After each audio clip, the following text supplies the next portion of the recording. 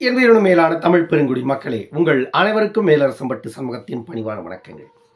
அன்பு உறவுகளே, நம்முடைய சேனலை பார்ப்பது நீங்கள் இதுவே முதல் முறையாக இருந்தால் நம்முடைய காணொளிகள் தொடர்ந்து உங்களுக்கு வர வேண்டும் என்றால் உடனே சப்ஸ்கிரைப் செய்து கொள்ளுங்கள்.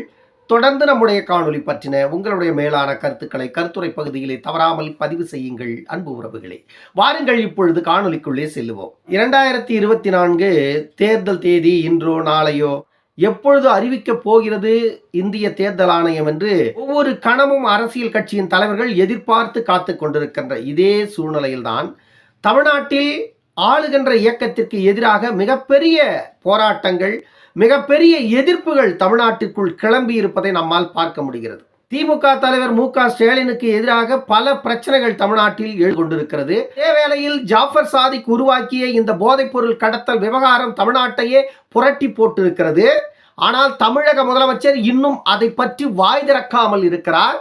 விளையாட்டுத்துறை அமைச்சராக இருக்கின்ற உதயநிதி ஸ்டாலின் அவருடைய நெருங்கிய நண்பர் தான், நெருங்கிய கூட்டாளி தான் இந்த ஜாஃபர் சாதிக். ஜாஃபர் சாதிக் இப்பொழுது தலைமறைவாகி இருக்கிறார். அவருடைய தம்பி, அவருடைய மனைவி, இவர்கள் எல்லோருமே தலைமறைவாகி இருக்கிறார்கள். ஆனால் அதை பற்றி தமிழக காவல்துறையோ இல்லை காவல்துறையை தன் கட்டுப்பாட்டில் வைத்திருக்கின்ற மு.க. ஸ்டாலின் அவர்களோ ஒரு வார்த்தை கூட இதுவரையில் பேசவில்லை. தமிழக காவல்துறையை ஸ்காட்லாந்து காவல்துறைக்கு நிகராக அடிக்கடி ஒப்பிடுகின்ற தமிழக காவல்துறையை தமிழகத்தில் உள்ள ஆட்சியாளர்களை நான் கேட்கிறேன். ஸ்காட்லாந்து காவல்துறைக்கு இருக்கின்ற மதிப்பும் மரியாதையும் மிக உயர்ந்தது. அதை உங்களுடைய காவல்துறையோடு ஒப்பிடாதீர்கள், அது கீழ்த்தரமானது. அதே ஸ்காட்லாந்து காவல்துறையாக இருந்திருந்தால் இந்த 8 நாட்கள் ஆகிறது. டெல்லியில் போதைப்பொருள் சிக்கி அந்த பிரச்சனை பூதாகரமாக வெடித்து 8 நாட்கள் ஆகிறது. இந்த நேரத்தில் அந்த போதைப்பொருள் கும்பல் எந்த மூலையில் எந்த முட்டு சந்தில இருந்திருந்தாலும் இதுவரையில் அடித்து கை கால்களை முறித்து கொண்டு போய் உள்ள போட்டிருப்பான் ஸ்காட்லாந்து காவல்துறைனா. தமிழ்நாடு காவல்துறை அவர்களுக்கு பாதுகாப்பு கொடுத்து அவர்களை பதுக்கி வைத்துக் கொண்டிருக்கிறது. இல்லை என்று சொல்ல முடியுமா? மு.க. ஸ்டாலின் அவர்களால் இல்லை என்று சொல்ல முடியுமா? தமிழ்நாட்டு காவல்துறையை தன்னுடைய கட்டுப்பாட்டில் வைத்துக் கொண்டிருக்கின்ற மு.க. ஸ்டாலின் இதை இல்லை என்று சொல்ல முடியுமா? மு.க. ஸ்டாலின் அவர்கள் தான் குற்றவாளியான ஜாஃபர் சாதிக்கை தலைமறைவாக மறைத்து வைத்திருக்கிறார். அவருடைய கட்டுப்பாட்டில் இருக்கின்ற காவல்துறைக்கு அத்தனை விஷயங்களும் தெரியும் என்று சொல்லுகிறேன். இல்லை என்று சொல்ல முடியுமா? 30 ஆண்டுகளுக்கு பின்னோக்கி இந்த சம்பவம் நடந்திருந்தால் இதை நாம் ஏற்கிறோம். இன்றைய காலகட்டம் எப்படி இருக்கிறது? இந்த உட்கார்ந்த இடத்திலிருந்தே உலகத்தில் எந்த மூலையில் எது நடந்தாலும் கண்டுபிடிக்க முடியும். ஆனால் சாதாரணமாக தமிழ்நாட்டில் உலாவிக் கொண்டிருந்த ஒரு குற்றவாளி குடும்பத்தோடு தலைமறைவு என்று சொல்லிவிட்டு நீங்கள் சந்தோஷமாக ஆட்சியை செய்து கொண்டிருக்கிறீர்கள். இதே ஒரு சாமானிய குடிமகன் இப்படி செய்திருந்தால் இந்த நேரத்தில் அவனுடைய நிலைமை என்ன இருக்கும்? ஒட்டு துணி கூட அவன் உடம்பில் இல்லாத உருவிட்டு அவனை அடிச்சிருப்பீங்க. ஏன்னா கேட்பதற்கு நாதியற்றவன் தமிழ்நாட்டின் குடிமகன் தான். ஆனா இன்றைக்கு ஜாஃபர் சாதிக்கு தமிழ்நாட்டின் சாதாரண குடிமகன் அல்ல, அவன் ஒரு திமுகவின் அடிவருடி, அவனுடைய திமுகவின் பொறுப்பாளன். அவன் கொள்ள கூட்டத்தில் அவன் ஒருவன், திமுக கொள்ளை கூட்டத்தில் அவன் ஒரு கூட்டாளி. ஆகையால் அவனை பாதுகாக்கிறது மு.க. ஸ்டாலினுடைய அரசு. அமீருக்கும் ஜாஃபர் சாதிக்கும் நெருங்கிய தொடர்பு இருக்கிறது. அமீருக்கும் உதயநிதி ஸ்டாலினுக்கும் நெருங்கிய தொடர்பு இருக்கிறது. அமீருக்கும் ஜாஃபர் சாதிக்கும் உதயநிதி ஸ்டாலினுக்கும் இந்த 3 பேருக்கும் உள்ளதான் இந்த போதைப் பொருள் கடத்தல் நடந்திருக்கிறது அப்படின்னு மாரிதாசு பகிரங்கமா அவருடைய சேனல்ல வீடியோ பதிவேற்றிருக்கிறார், போய் பாருங்க. இல்ல இது பொய்யான தகவல் அப்படின்னா மாரிதாசு மேல வழக்கு போடுங்க. இல்ல இது பொய்யான தகவல்னா உங்களுக்கு திராணி தில்லு இருந்தா மாரிதாசு மேல வழக்கு போடுங்க.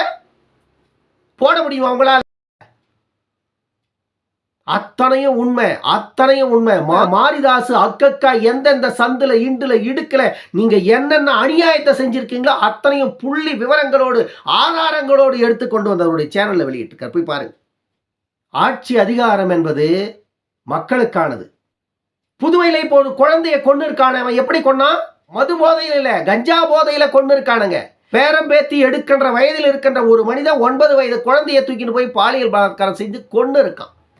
இதுவெல்லாம் நாட்டில் நடப்பதற்கு எது காரணம்? மதுதான் காரணம், போதை கலாச்சாரம் தான் காரணம். மாநிலத்தை சீர்படுத்த முடியல, மக்களை நெறிப்படுத்த முடியல, மாநில மக்களின் வாழ்க்கைக்கு ஒரு பாதுகாப்பு இல்லை, மாநில மக்களின் உயிருக்கு பாதுகாப்பு இல்லை. மாநிலத்துல இப்படிப்பட்ட ஒரு கேவலமான ஆட்சி தமிழ்நாட்டில் நடக்குது.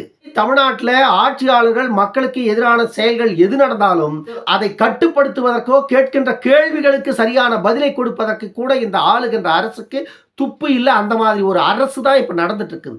இந்த அரசை நம்பி வரவிருக்கின்ற நாடாளுமன்ற தேர்தலில் மக்கள் வாக்களிக்க மாட்டார்கள். நீ 5 கட்சி கூட்டணி வச்சிரு, 7 கட்சி கூட்டணி வச்சிரு, 10 கட்சி கூட்டணி வச்சிரு, உன்னுடைய கூட்டணியில் இருக்கின்ற அத்தனை கட்சிகளும் இந்த உன்னுடைய கூட்டணியில் இருக்கின்ற அத்தனை கட்சிகளுமே மக்கள் விரோத சக்திகள் என்று மக்கள் முடிவு செய்திருக்கிறார்கள். எத்தனை கூட்டணிகள் நீங்கள் வைத்திருந்தாலும் இந்த முறை மண்ணைத்தான் கவப்போகிறது இந்த முறை திமுக கூட்டணி. இதில் மாற்று கருத்தே இல்லை. பாட்டாளி மக்கள் கட்சி கைகோர்க்கின்ற கூட்டணி ஒரு பலம் வாய்ந்த கூட்டணியாக உருமாறி தமிழ்நாட்டில் திமுக கூட்டணியை மண்ணை கவ செய்ய போகிறது இந்த முறை. அதுதான் நடக்க போகிறது. மக்கள் அதற்காகத்தான் தயாராகி கொண்டிருக்கிறார்கள். ஏனென்றால் எத்தனை ஆண்டுகளுக்கு இன்னும் இந்த திராவிட கைகூலிகளை நம்பி இருப்பார்கள்.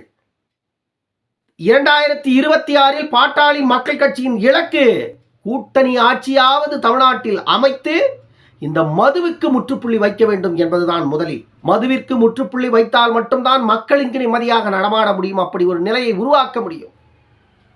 எதிர்கால தலைவர்களை இங்கு சீர்படுத்த முடியும்.